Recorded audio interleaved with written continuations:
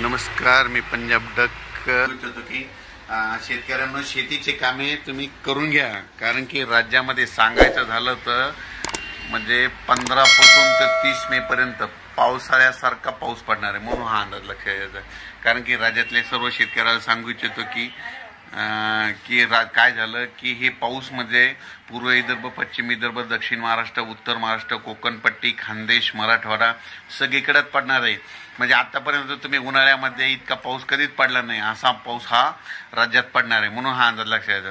म्हणजे काही काही ठिकाणी ओढे नाले वाहतील, काही नद्यांना पाणी देखील येईल, म्हणून असा पाऊस पडणार आहे, म्हणून हा अंदाज लक्षात. म्हणजे 15 मे पासून ते 30 मे पर्यंत शेतकऱ्यांना माझी विनंती, तुम्ही काय करा, तुमची शेतीची कामे करून घ्या. कांदा असेल तर काढून घ्या, पाऊस उघडण्याची वाट पाहू नका. हळद असेल तर तुम्ही हळदीचे शिजवून वाळू घालून झाकून ठेवण्याची तयारी ठेवा. त्याच्यानंतर ज्यांचा मूग चालू आहे, भुईमूग चालू आहे, बरेच शेतकऱ्याचे फोन येईल की भुईमूग काढायला थांबवत. मी म्हणलं तुम्ही काढून घ्या, कारण की पाऊस काय उघडणार नाही. आणि याच्यामध्येच काय होणार आहे, हा पाऊस काय होणार आहे 30 मे पर्यंत असाच चालू राहणार आहे. दररोज दोन दिवस एक भागात मुक्काम करत.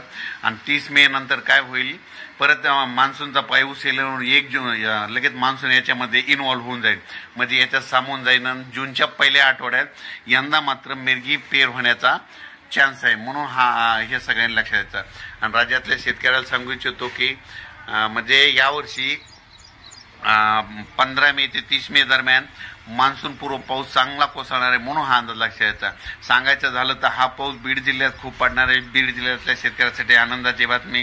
त्याच्यानंतर बीड जिल्हा, धाराशिव जिल्हा, लातूर जिल्हा, सातारा, सांगली, सोलापूर, कोल्हापूर, नगर, पुणे, नाशिक, पुन्हा नंदुरबार, धुळे, जळगाव, बुलढाणा, अमरावती, अकोला, वर्धा, नागपूर, भंडारा, गोंदिया, चंद्रपूर, त्याच्यानंतर परभणी, यवतमाळ, वाशिम, हिंगोली, बीड, जालना, संभाजीनगर, म्हणजे सांगायचं झालं सगळीकडे पाऊस पडणार आहे, म्हणून हा अंदाज लक्षात.